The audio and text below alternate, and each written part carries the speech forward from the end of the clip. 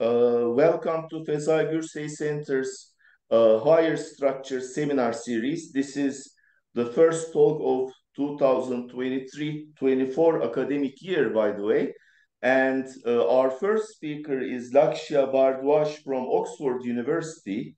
And he will going to talk on TQFTs and gapped faces with non-invertible symmetries. We thank him and let's hear him. Yes. So thank you very much for inviting me here. So I want to talk about a recent work that's going to appear in collaboration with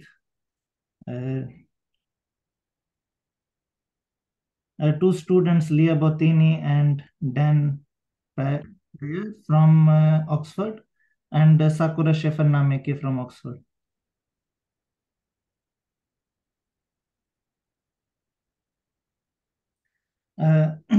So the topic is to study non-invertible symmetries and which are new kinds of generalized symmetries, global symmetries in quantum field theories, and to understand what physical implications they can have. So the setup is the following. We imagine that we have some ultraviolet theory. This could be a quantum field theory, or it could be a lattice system,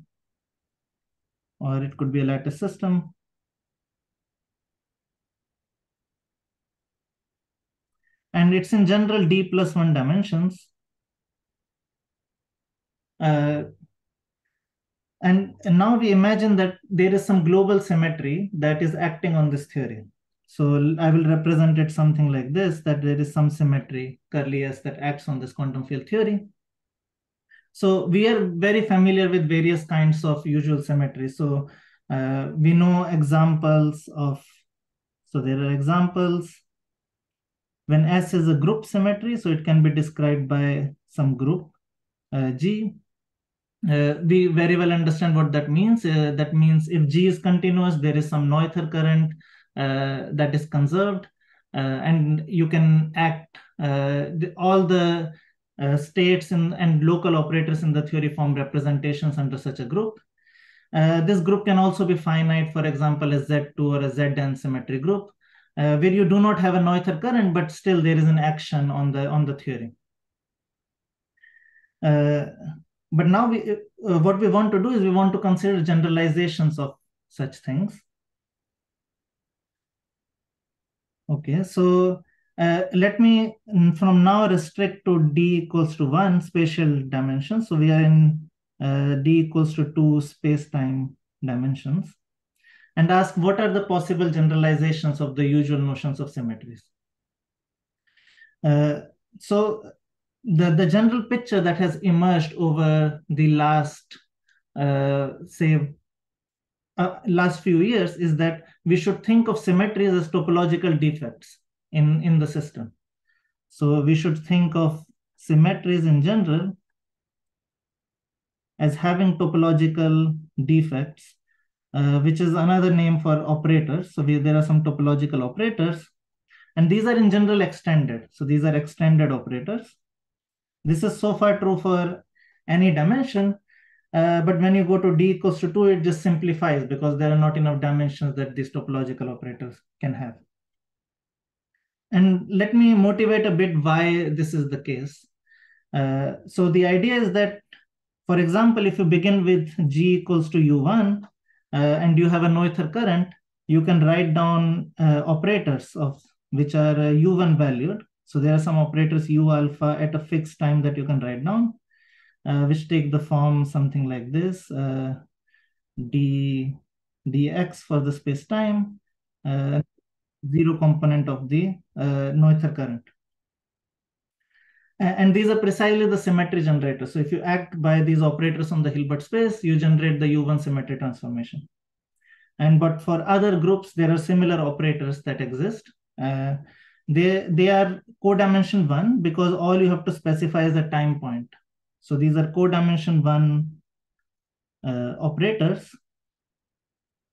And furthermore, the fact that Noether current satisfies conservation equation means that you can move this operator around without changing any transition amplitude. So you can change the time point around. More generally, you can define these operators now by integrating the current on some codimension 1 submanifold in spacetime. So you can also define operators U alpha over a codimension 1 manifold MD, say, of a dimension D as e to the I alpha, and you integrate a D associated to the current on this manifold MD. And then you can show that this continuity equation implies that you can deform this submanifold without changing any transition amplitudes or correlation functions.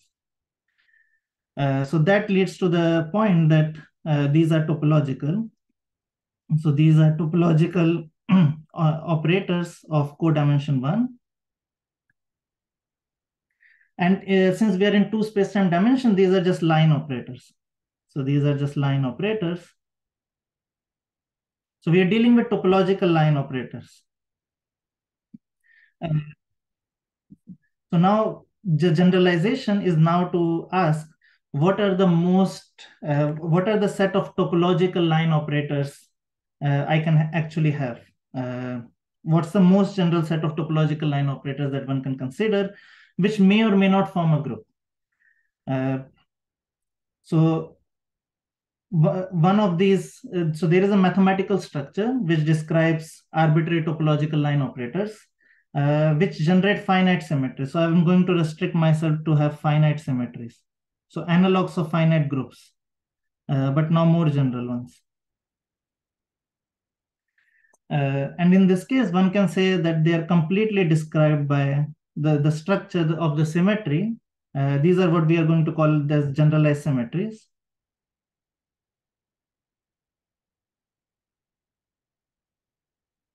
And the structure is described by a fusion category.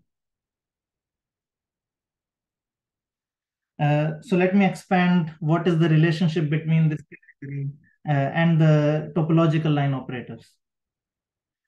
So we imagine that this category has various objects and morphisms. So it is comprised of a set of objects and a set of morphisms between these objects. And physically, these mean the objects are various topological line operators are these objects. And morphisms between two different objects are local operators between these line operators. So these are morphisms. And they all have to be topological. So this is topological. These lines are also topological. And these are also topological, which means you can freely move these around without changing anything.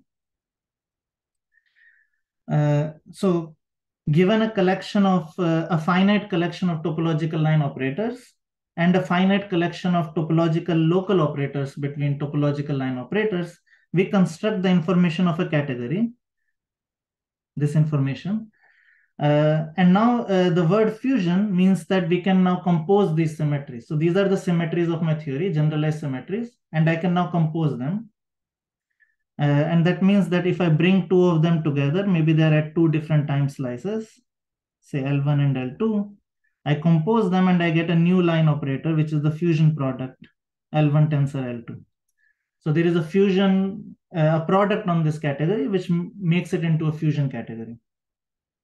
And physically, what we are describing is composition of these generalized symmetries. In the U1 case, they took the form something like U alpha U beta is U alpha plus beta. So it followed the group-like relation. But now this product need not be a group-like. So it can, in general, take the following form. So if I take two of the lines Li tensor Lj, then I will, in general, obtain something like this, Nij Klk with the sum over K. And these are just some numbers. So these are non-negative numbers, integers. Right, so this is a generalization. So now you can think that these symmetries form a ring rather than a group. They are, because there is an extra sum that you have. And what this is often referred to as, if this sum can be non-trivial, one says that one has non-invertible symmetries.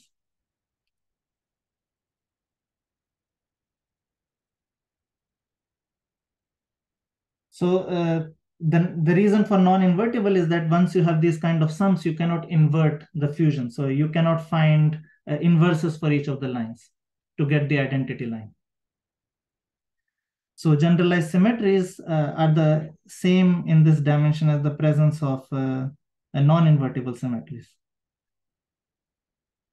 And that's what we want to, that's the topic. These are the kinds of symmetries we want to study. Let me give you some examples of how such symmetries can arise in two space-time dimensions. So let's discuss some examples of such symmetries. So the first example is when you have a fusion category is given by, is the category of representations of a group. So now the objects are representations of G, and the morphisms are intertwiners between representations. So this kind of fusion category arises when you start with some two-dimensional quantum field theory. It could be a lattice system as well, but let me just use the word quantum field theory, which has on it a finite group symmetry, G acting on it, a global symmetry. And then you gauge this.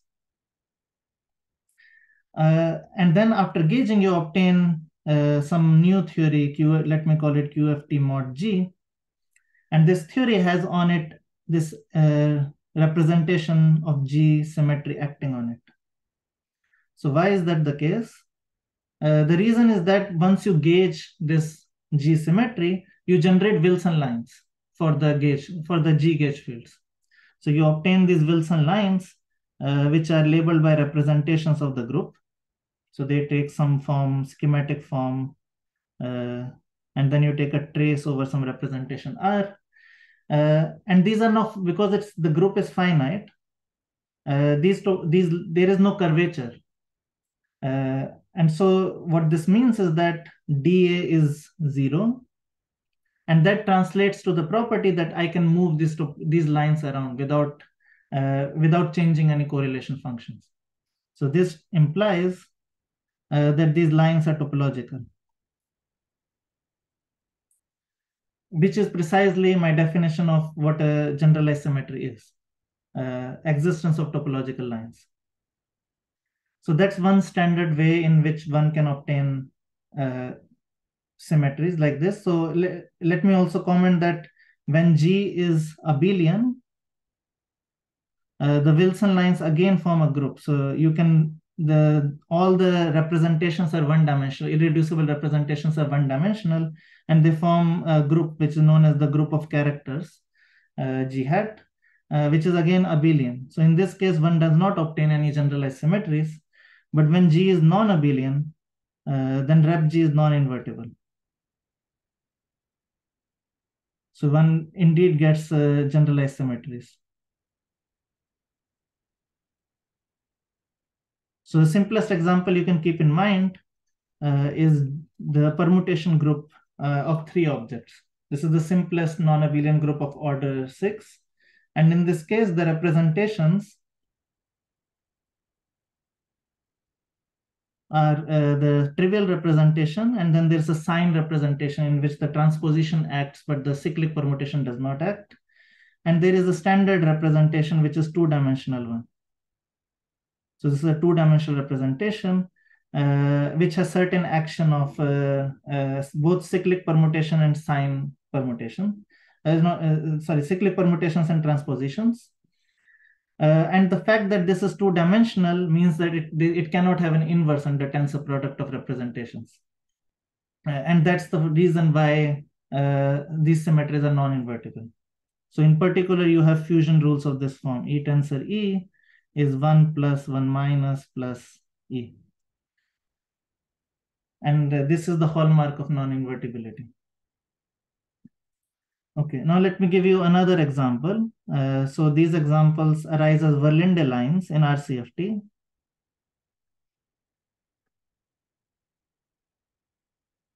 So So here the simplest example is to take the RCFT to be, for example, E-sync CFT, the critical point of the E-sync model. And in this, one knows that there is first of all the spin flip symmetry. So there is a Z2 symmetry that acts on it. Let me call it the generator of that by P. So this is a Z2 symmetry.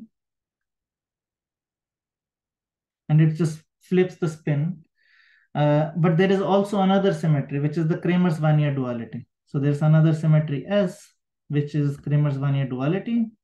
In the lattice model, it changes low and high temperature. In the CFT, it becomes a symmetry. Okay, and now if you combine these two symmetries together, S and P, one finds interesting fusion rules of this form. S tensor S is actually 1 plus P, where 1 is the identity symmetry. And this gives rise to another kind of fusion category. So here it's known as the E-sync fusion category. Often, or also Tambare-Yamagami category based on the Z2 group. And these are not of group types. So these are not representations of any group. So these are not of group type. So they cannot be obtained by gauging any kind of group symmetries. These are genuinely new symmetries. Okay. Right. So these are the kinds of symmetries we want to study. And the problem that we have is, suppose we have some two-dimensional system, UV quantum field theory, which carries such a fusion category symmetry. And now it can flow in the infrared. So let's say there is some RG flow, and I obtain some two-dimensional infrared theory. And let me assume that the RG flow is such that at low energies, you just have some finite number of ground states, and there is a gap. So if you want to have any excitation in the theory, there is a finite energy gap for it. So let me assume that it is gapped, in which case the infrared theory can be identified with a topological quantum field theory. And there is a version of 't Hooft anomaly matching, or symmetry plus anomaly matching, which implies that this fusion category symmetry has to act on this topological quantum field theory. And we want to constrain what are all the possible gapped phases of this kind. So we want to understand in two dimensions, if I have any system and I'm asking what are the possible gapped phases, how many there are. So that becomes the problem of classifying all two-dimensional topological quantum field theories carrying such a fusion category symmetry. This is what we want to classify. Okay, so before I proceed, let me stop and ask if there are any questions.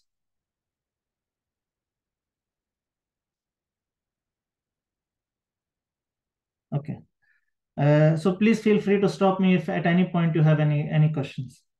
So this is the problem that we want to understand. It's an important problem for condensed matter systems, or if you're studying two-dimensional quantum field theories, then from high energy physics point of view as well.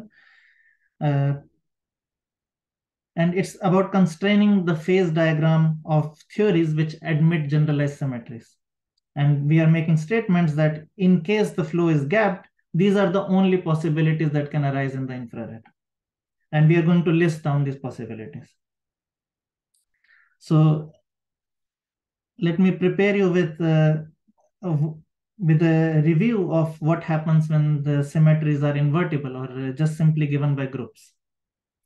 So as in first example, let's consider that we have a Z2 symmetry.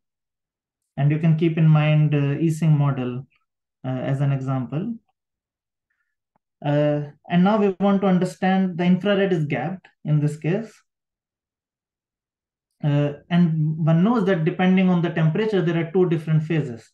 So either the Z2 can be spontaneously broken, and we have two vacua in the theory, V1 and V2, which are interchanged by the symmetry.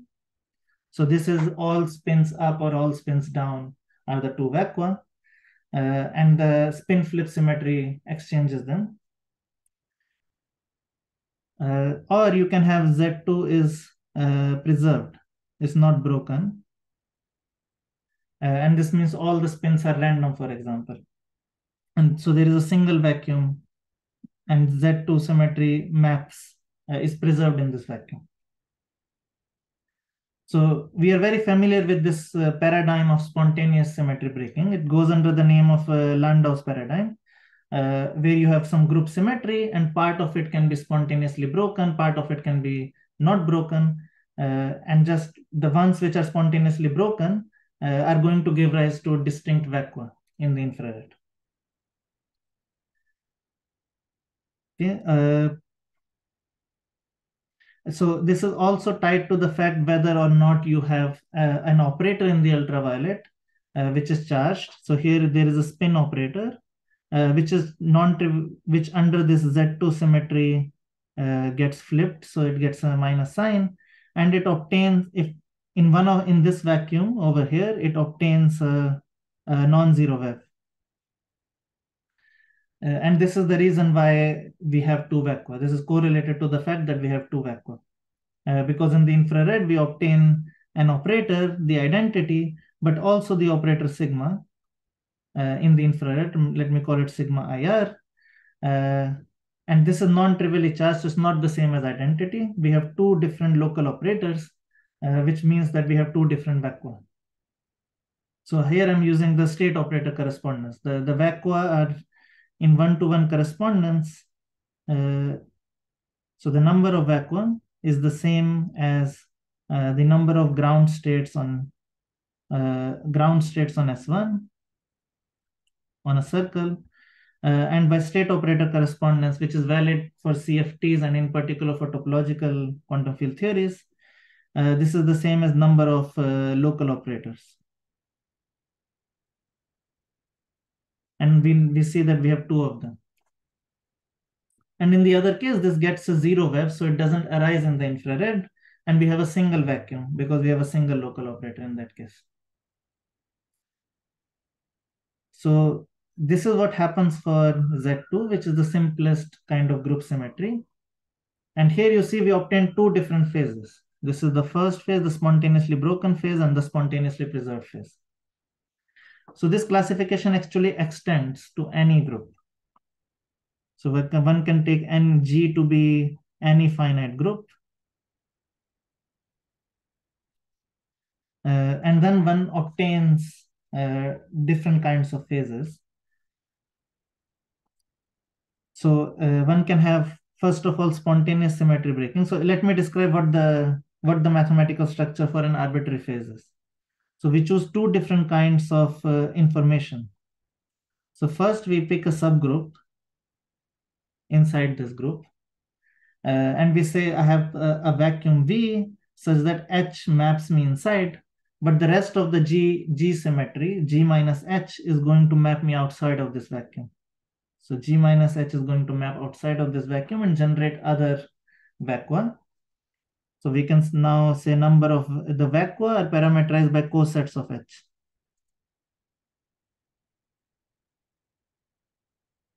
Cosets of H.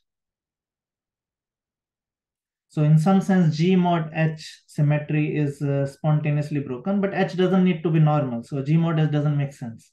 So H is preserved and G minus H is spontaneously broken. And then the second information we have to choose is for the preserved symmetry, there can be SPT phases. So there is actually an element you can choose in the second group cohomology for the group with coefficients in U1. And this tells you that in this vacuum V, what is the SPT phase or a symmetry protected topological phase in this vacuum that is arising for the preserved symmetry. So what this means is that it's a trivial phase. Let me describe what SPT phases mean. It's a trivial phase, but somehow when you remember the H symmetry, it's going to look non-trivial. There are various ways to see the non-triviality. So you can imagine that you have a boundary of this phase. So let me say I have a vacuum V inside. This is a two-dimensional system. There is a boundary here. And I have no system outside. So this is this trivial theory over here.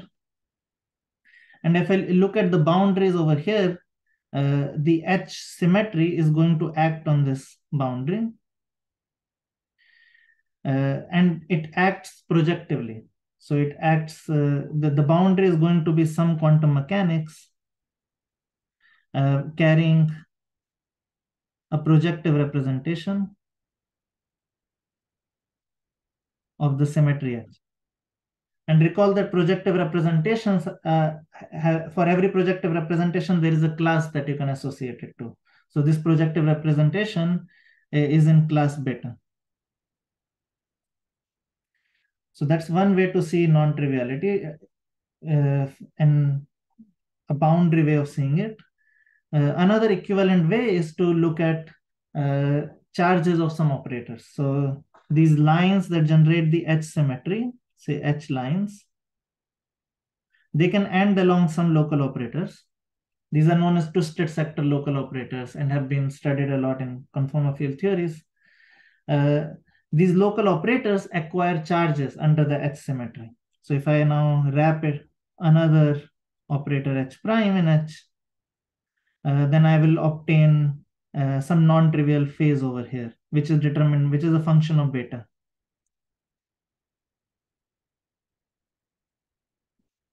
So that is one way one can see it from the bulk of the system. So just combining everything together, one has spontaneous symmetry breaking, but also SPT phases, and these get mixed together. And that's how a general phases for a group-like symmetry. These classify, these are a finite number of classification. This is the classification. And there's a finite number of gapped phases for such a system. Okay. Now can I ask a question? Yeah. For example, instead of finite group, if we consider compact group, similar argument can be done probably, right? Yes, you can have spontaneous breaking. So for example, for U1 symmetry, you can have a Mexican hat kind of potential, as we know. So and if U1 is spontaneously broken, we get this Goldstone mode. But it's not gapped anymore. It's still gapless. And so the reason for finite symmetry is that spontaneous breaking leads to distinct vacua, discreteness in the vacuum, which is related to gapped phases. Okay, now I will be moving on to generalize to an arbitrary fusion category symmetry. But before I get there, are there any questions? Okay. So now let's generalize this. How do we generalize it to an arbitrary symmetry? Right. So for this, so we can first of all write down the conditions that need to be satisfied. So we want some two-dimensional topological quantum field theory. First of all, without symmetries, we can classify them. And then we can ask, how do I address it with a symmetry? How do I find a symmetry inside of it such that this is an irreducible thing? I can represent symmetry on a topological quantum field theory. So this is the sort of thing we want to make precise. So we can begin by classifying 2D TQFTs first. So let's first classify 2D TQFTs. And I'm going to assume that I'm in physically nice case. So these are unitary. I assume that they're unitary, which simplifies it a lot. So there are well-known classifications in terms of Frobenius algebras. So these are classified by Frobenius algebras, which capture the information. So traditionally, how it's presented is that this is a vector space of ground states on the circle. They carry a product coming from a pair of bands. So you have states on circle, but then you have pair of bands, which gives you a product. And then you have a co-product if you invert the pair of bands upside down. You have some unit and co-unit. So a unit is a Bordism like this, just a disk Bordism. Time is flowing up in my pictures. this provides you this provides you a co-unit, and if you flip it, it gives you a unit. And then describing the same Bourdism in two different fashions can give you identities relating all of them. And you find out that this is the identities reduce this vector space of states on a circle to a Frobenius algebra. So they're in general classified by Frobenius algebra, but if you impose unitarity on it, then the classification drastically simplifies. So it turns out that they are then classified as some number n, which is positive. And then we have some real numbers, lambda 1 up to lambda n. The lambda I are real numbers. So what's the physical interpretation? N is just the number of vacua or number of ground states on a circle. And these lambda i's are Euler terms in each vacuum. Euler term in vacuum Vi. So what does it mean? So it means that if I take just my vacuum Vi as a TQFT alone, and I put it on some, so let me do it in general, and I compute its partition function of Vi on some Riemann surface of genus G, then the partition function takes the form of e to the minus lambda I times the Euler characteristic of this manifold, so 2 minus 2G.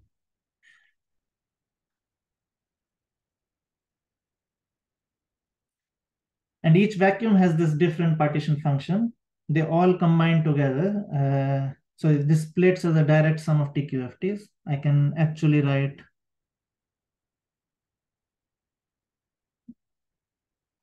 this. This is not irreducible. It splits as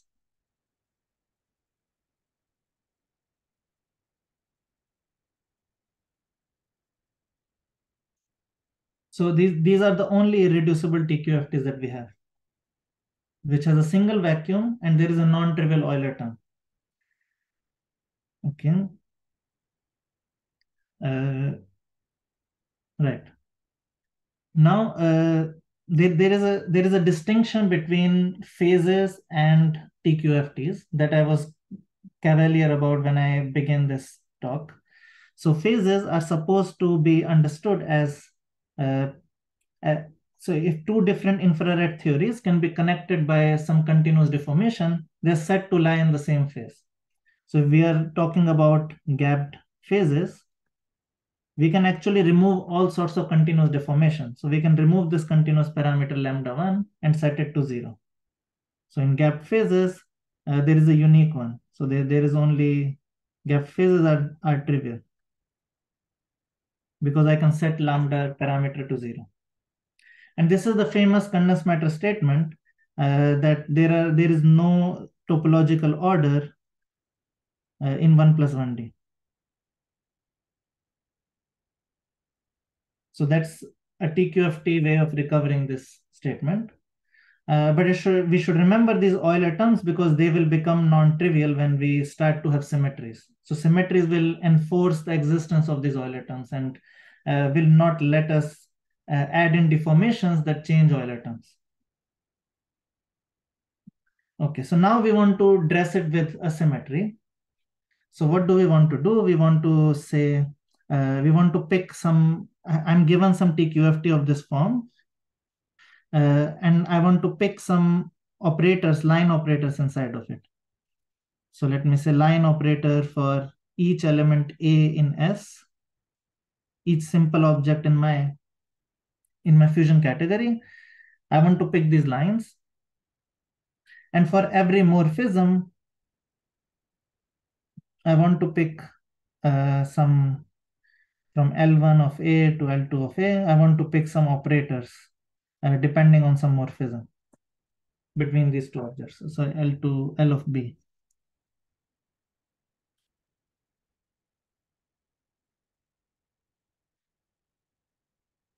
And And I want to pick them in such a way that all of the properties of the fusion category are satisfied. So I want to have the same fusion rules. So L of B, L of L. If I fuse them together, I should obtain things like this. And similarly for morphisms, etc. Right. So I want to have these lines should satisfy all the properties that a fusion category, the objects and morphisms in a fusion category satisfy. So I want to find now what are a choice of these line operators satisfying these properties. So that's what it would mean for it to become a symmetric phase or a symmetric TQFT. So in order to do that, we need to first of all understand arbitrary lines and local operators in a TQFT. So let's again pick one of these TQFTs over here. And let's study what are the line operators. So its line operators can be written as direct sums of some unit line operators. Let me call them 1ij. And these are line operators that are domain walls, that are infrared images of domain walls between these two vectors, I and j. So vi and vj. So it goes between them. In particular, you also have 1ii, in which case it's just the identity line in a vacuum. And these satisfy just the fusion relations, which are the standard ones. So 1jk must be 1ik. So that means you can now fuse it with 1jk. And this configuration is the same as having 1ik. So it's a very simple set of line operators. The local operators are such that there is only an identity operator on each of the lines. And if you take two different lines, there are no operators between them. And this gives rise to a multifusion, a simple multifusion category, often known as n by n matrices in the category of vector spaces. And now we want to pick a map from my fusion category S into this, which is what would mean that I have picked these lines and local operators satisfying these conditions. So we want to classify these kind of functors, and we want to classify which ones are inequivalent and irreducible functors of this form. Okay, so this seems like it's a problem that can just be solved. Now you know you want to classify such functors, and you can go ahead and solve it. For example, one can first of all solve for SPT phases, which by definition mean that n is equals to 1. So if there is a single vacuum, and in this case, we are looking for functors from S to vec. These have been studied a lot. They're known as fiber functors. And these will be SPT phases for general categorical symmetries S, or generalized symmetries S, for any fusion category symmetry. And we can see whether it gives us the correct result, whether it gives us the group cohomology when I choose group like case. So when I pick S to be given by a group, in which case the category is G-graded vector spaces, then fiber functors of the form vec G to vec are indeed known to be classified by the group cohomology. So it recovers what we already know about the usual case. So it extends to SPT phases, but also to more general phases where you have multiple vacuum. Okay. Can I ask a question? This in the previous page, the category that you introduced as M and VEC. Yeah. MAT and VEC. It is related to Kapranov-Voevodsky two vector spaces. Yeah, it's related to that. Yes. Yeah. Okay. Yeah. So. Thank you. Yeah, so there, the two vector spaces can be thought of as the two category of 2D TQFTs, and each 2D TQFT is represented as one of these for a particular n. And you forget about the Euler terms in that. So if you forget the Euler terms, then that you get and you look at, so the two category of gapped phases in 1 + 1 dimensions is precisely two vector spaces. Yeah. Okay. Right. So now one can go ahead and solve this problem directly on the nose, but I won't be doing that. I will be using another insight to classify all of these phases. So the insight goes under the name of symmetry TFT, and in full generality, it was introduced by Fried Murtaleman.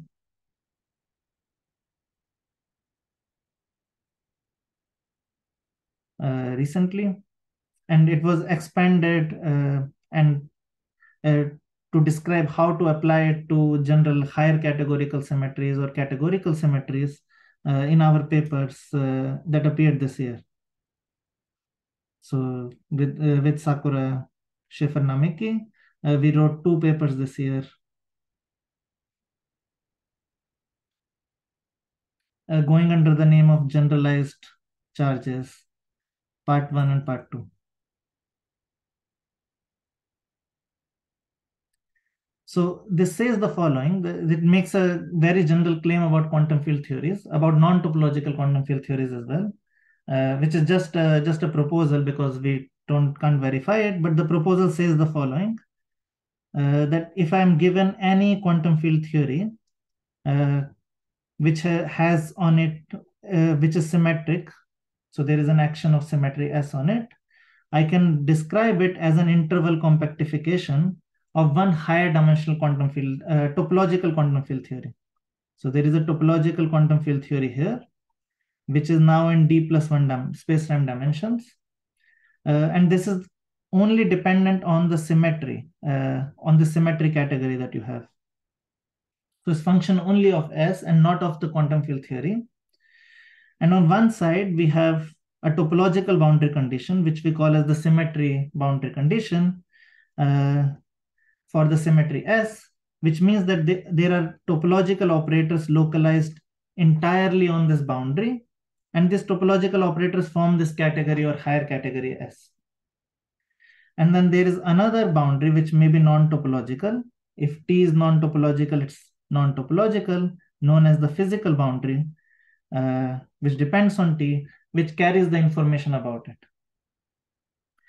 So the key point here is that if T is non-topological or topological, this is the same as having the physical boundary being topological or non-topological.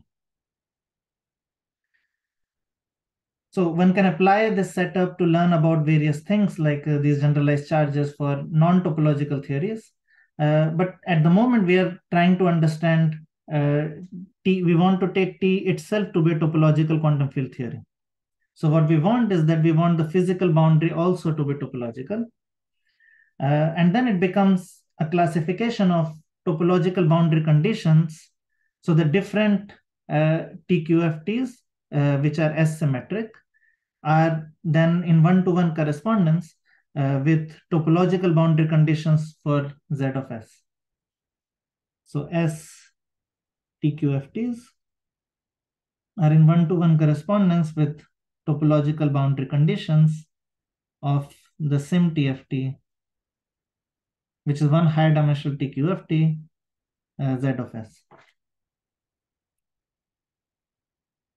So now one can bring in all the machinery that has been used, that has been developed in the literature of topological quantum field theories to understand the topological boundary conditions, also gap boundaries and condensed matter, and use all of those techniques to determine information about S-symmetric topological quantum field theories. So let's go again to the Z2 case in 2 dimensions. So let's return how does this work for G equal to Z2 in 2D. So in that case, we are looking for interval compactifications like this. There is a 3-dimensional TQFT here. This 3-dimensional TQFT is just the Diagraph-Witten theory based on Z2 gauge group. So it's a discrete gauge theory with Z2 gauge fields. or it's also well known as toric code. So this is the three-dimensional topological field theory. And as you may know, three-dimensional topological field theories are described by modular tensor categories.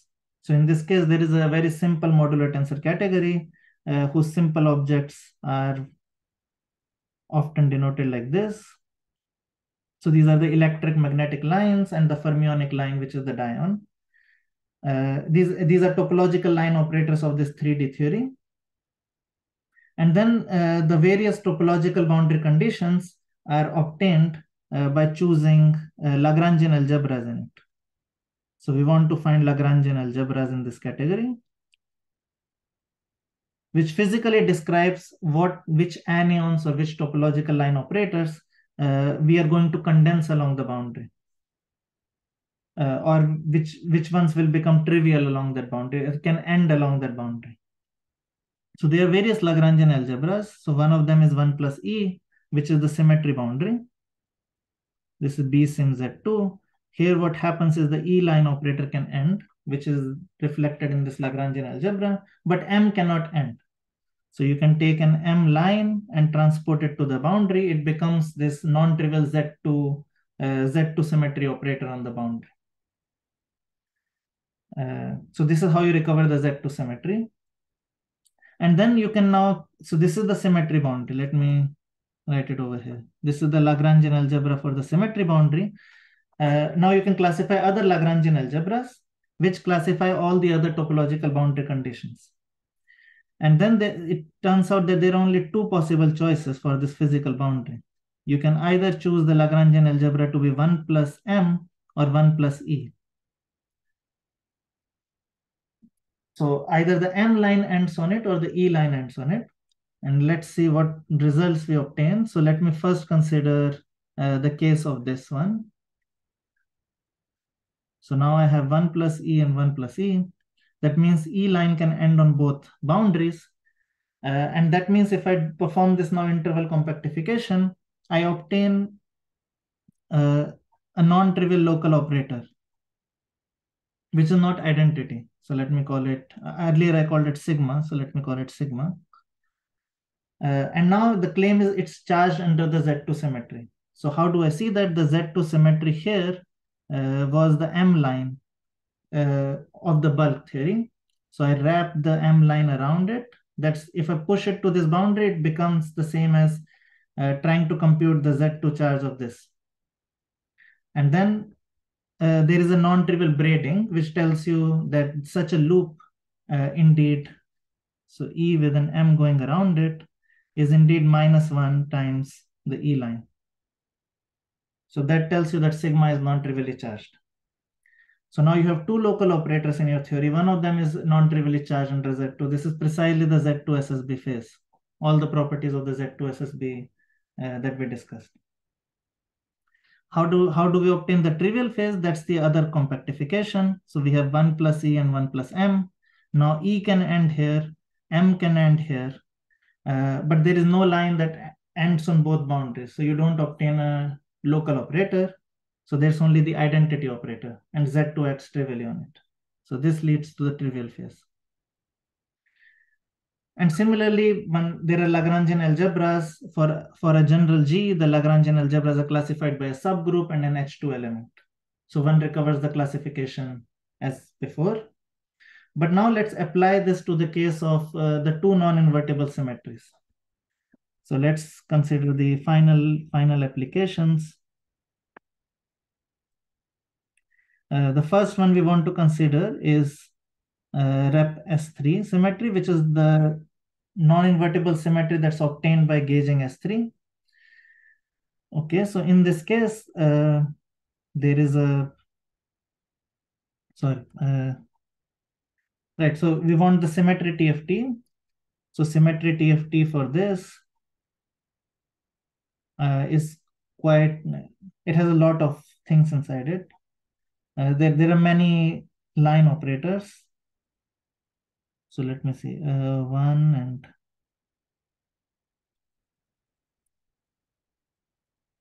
let me actually do another example. So I can quote the results later for this as I'm running out of time. So this is for 50 minutes, right? Yeah. Can I take 5 more minutes, please? Okay, thank you. So let's do Ising symmetry instead. So recall this was Z2 subsymmetry and a non-invertible symmetry S. In this case, the symmetry TFT is what is known as often as Ising bar, a doubled category. So there is an Ising modular tensor category, and we just take a double of it by adding a bar version of it. So that's what the symmetry TFT is. It has various line operators. So let's in Ising MTC, there are some simple ones. We can say 1 psi and sigma, which are in correspondence to 1p and s. So there are fusion rules like sigma squared is 1 plus psi, and then we have the bar versions of them. So a general element is a non-bar element and a bar element combined. And now we can ask, what are the possible Lagrangian algebras? There is only one possible Lagrangian algebra.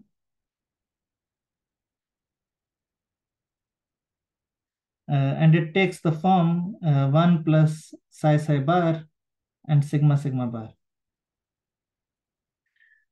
So there's only one topological boundary condition that it has. So there is only one phase that we will obtain, and that phase will be obtained by taking this boundary 1 plus psi psi bar sigma sigma bar on both of them. And on the left, it can be checked that it realizes indeed the Ising symmetry. So it's the symmetry boundary for Ising symmetry. And now we obtain 3 operators because we can end psi psi bar on it, and we can end sigma sigma bar on it. These are 2 non-trivial operators, and then there's the identity. So we have one operator coming from psi psi bar and operator coming from sigma sigma bar. From this, we can already predict that there are 3 vacua. So what we have concluded is that there is exactly one Ising symmetric TQFT, 2D TQFT with Ising generalized symmetry, and it has 3 vacua. Now, using this kind of compactification, we can probe it more. I do not have time to get into it, but our paper is going to appear soon, so I will refer you to that. But the final result is as follows. So you can divide these 3 vacua into 2 phases. So if you only remember the Z2 subsymmetry given by 1 and P, and you forget the S symmetry, then it actually decomposes into 2 different phases. It decomposes into a Z2 SSB plus a Z2 trivial phase. This has 2 vacua in it, and this has 1 vacuum. These are the 3 vacua. And then the S symmetry exchanges these 2.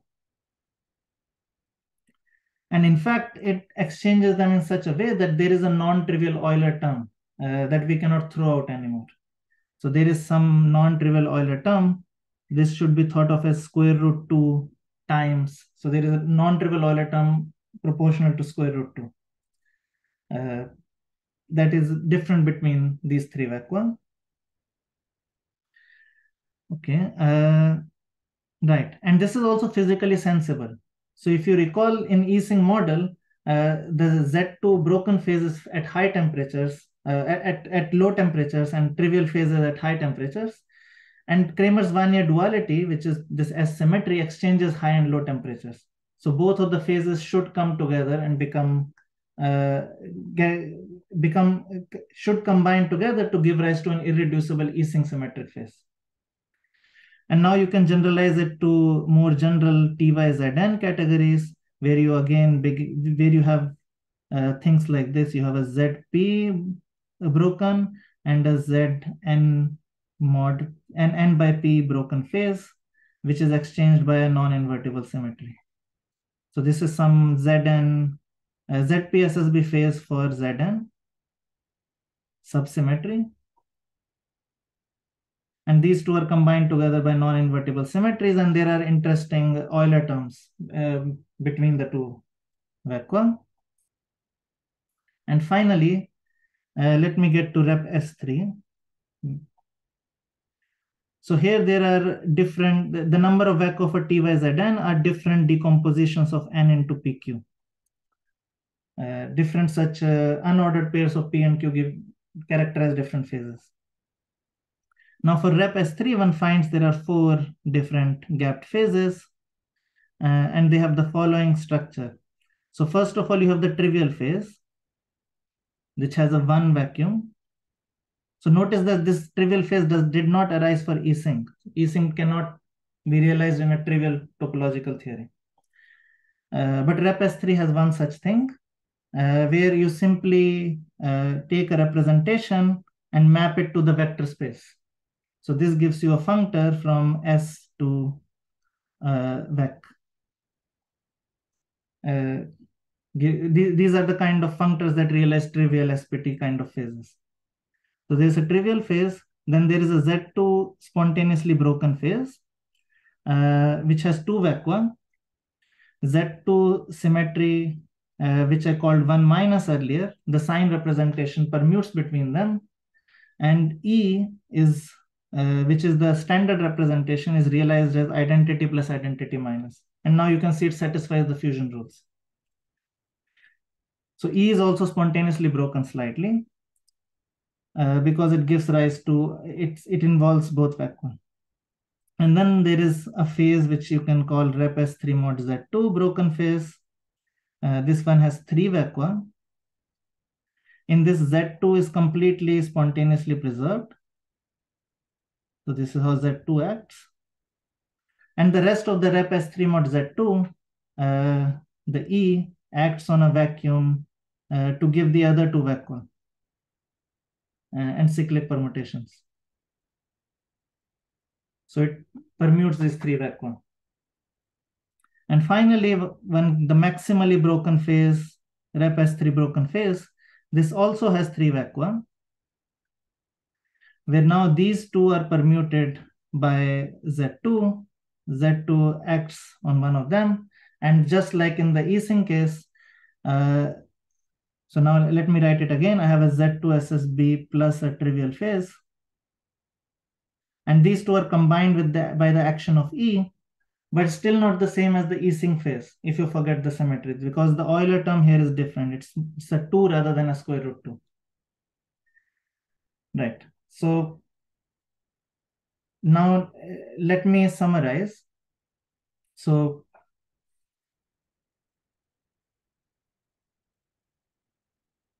we studied the problem of what generalized symmetries can be used for, what are the physical applications. We looked at one kind of physical applications of symmetries, which is to constrain the infrared phase diagrams of interesting quantum field theories or lattice systems in the ultraviolet.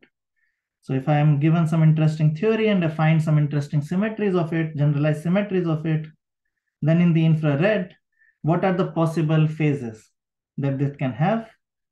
We restricted for simplicity to gapped phases. And these should carry symmetry S.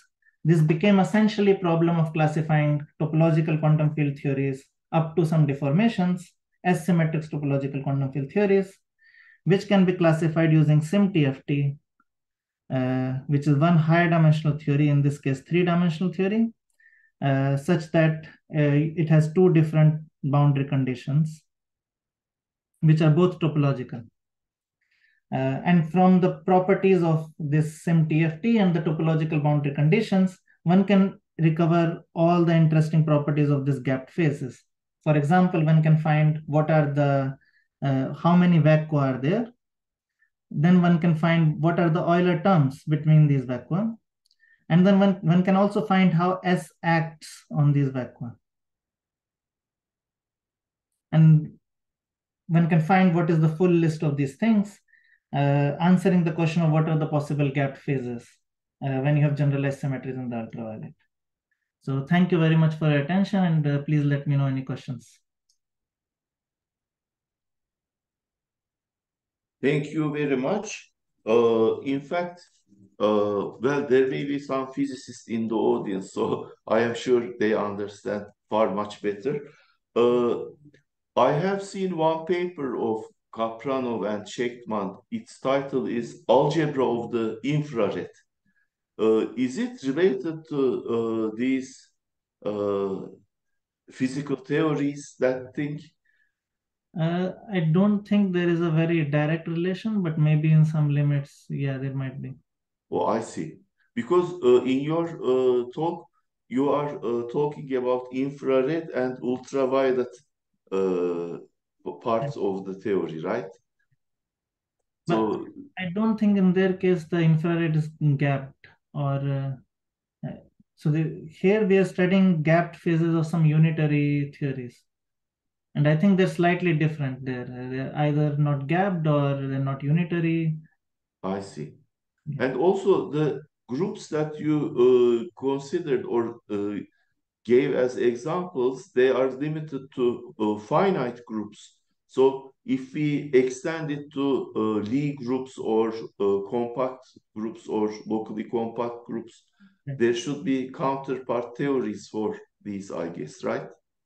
Right, but they are not very well understood at the moment. So we know there can be some categorical structure, some non-invertible symmetries which are continuous in nature. So they are very simple to obtain. For example, you can begin with the group O2, which is U1 semi-direct Z2, and you gauge this Z2. You gauge this. And what this does is that it combines these U1 generators, U alpha and U minus alpha, together into a sum because otherwise not gauge invariant under the Z2. And these are then non-invertible because they give, if I call this one as T alpha, then I have things like this. T alpha T beta is cosine, 2 cosine, I think alpha plus beta, T alpha plus beta, something like this. Sorry. I think just this T alpha plus beta and T alpha minus beta mod. So it gives a non-invertible structure. It's a continuous parameter over here, but I don't know what kind of categories it corresponds to, and how do we protect, how do we study symmetric phases? It has not been explored. But this is an interesting open question for future. Thank you. Any more questions or comments?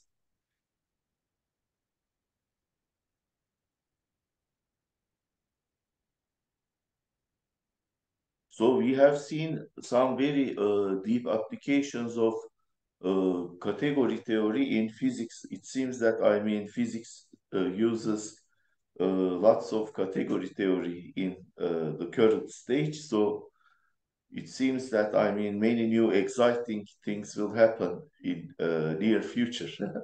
Yeah, Yes, I hope so too. yeah. So let's thank our speaker once more. Yeah.